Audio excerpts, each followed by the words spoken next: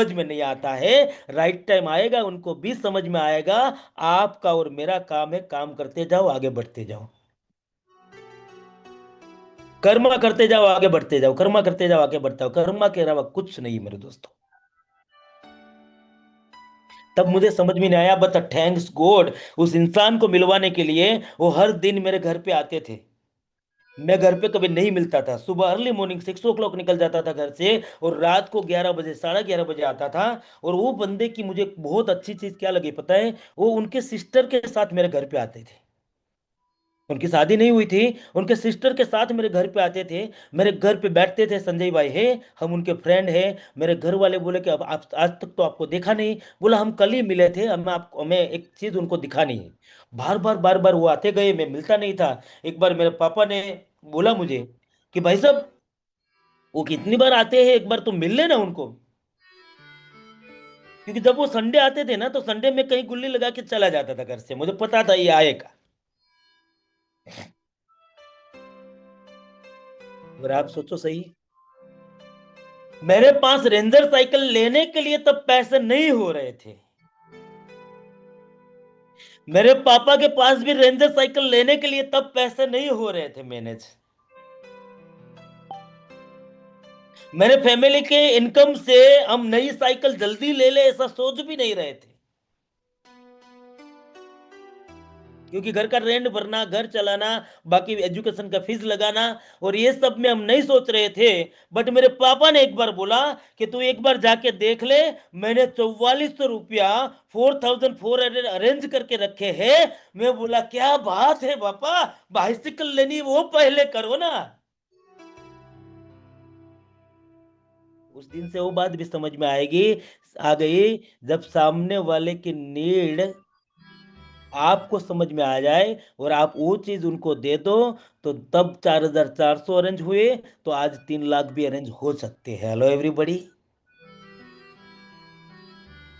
वो सामने वाले की जरूरत थी, हमारी जरूरत थी, अरेंज हुआ। मैं संडे को गया, और उस वहां जहां पे गया, वहां पे एक रिलायंस कंपनी में जॉब करता था इंसान। और वो स्टेज के ऊपर आया, मैं मीटिंग में गया था, पहली बार, फर्स्ट मीटिंग मेरी।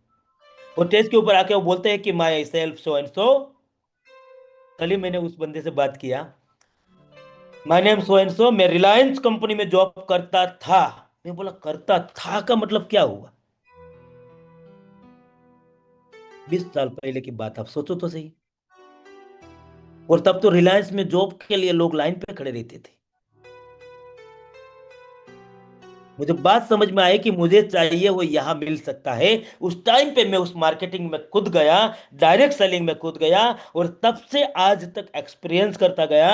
और मेरे दोस्तों, मैंने 2004 में उस डायरेक्ट सेलिंग में ऑलमोस्ट कॉलेज करते करते मैं यंगेस्ट अचीवर हुआ था।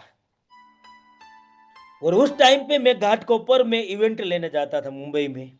उस टाइम पे मैं अलग अलग सिटी में इवेंट लेने जाता था, राजकोट में, अहमदाबाद में। ज्यादा बार नहीं गया, एक एक दो दो बार गया। और मैं अच्छी बात बताऊं, वही टाइम था मेरा कि मैंने चार्टर्ड अकाउंटेंट में P1 ऑलमोस्ट पास कर दिया था। इस तरफ मेरा ट्यूशन का चल रहा था। मैंने एक कोड ले लिया था एजेंट का, इंश्योरेंस एजेंट का।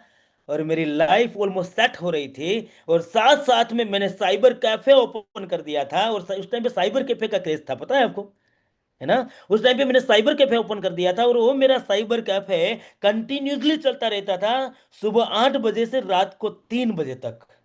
मेरा एकलौता साइबर कैफे था सूरत में, जो रात को 3 बजे तक चलता था। अपनी तो बन गई, ऊपर वाले ने दिया तो छप्पर फाड़ के दिया। लाइफ जिंगा लला लो, सब अच्छा हो गया, सब बढ़िया हो गया। वो कर्मा का फल मिला। वो जितनी बाइसिकल चलाई थी, उसकी जगह बाइक आ गई। वो 8 बाई की 10 की रूम में रहते थे, अच्छे से घर में रेंट पे रहना शुरू कर दिया, और सब लाइफ अपनी पटरी पे आ गई मेरे दोस्तों। बट 2004 में डेंगू आया। उस टाइम पे दिव्य भास्कर लॉन्च हुआ था। ये डेंगू और दिव्य भास्कर दोनों मेरे लिए आए थे, क्योंकि सूरत में डेंगू मेरे से लॉन्च हुआ। कोई प्रोडक्ट लॉन्च होती है ना, हाँ? ये मैंने लॉन्च किया बोलते हैं ना, ऐसे ऐसे। डेंगू की कोई दवाई नहीं थी तब। डेंगू में क्या ट्रीटमेंट दिया जाए किसी डॉक्टर्स को पता नहीं था तब।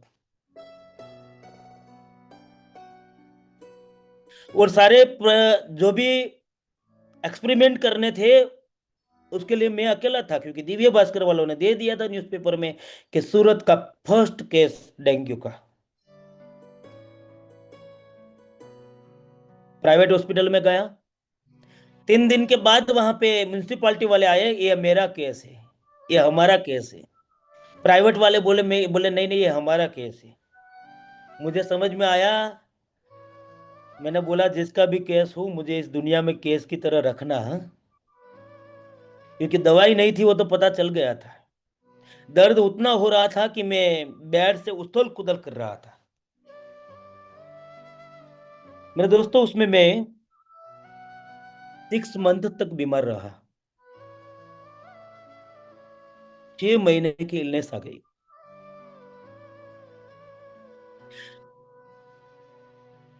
आफ्टर 6 मंथ वो दवाइयों की वजह से जॉन्डिस हुआ, जिसको हाइपर जॉन्डिस हम गुजराती में कंबली बोलते हैं ना, वहां तक पहुंच गई मैं।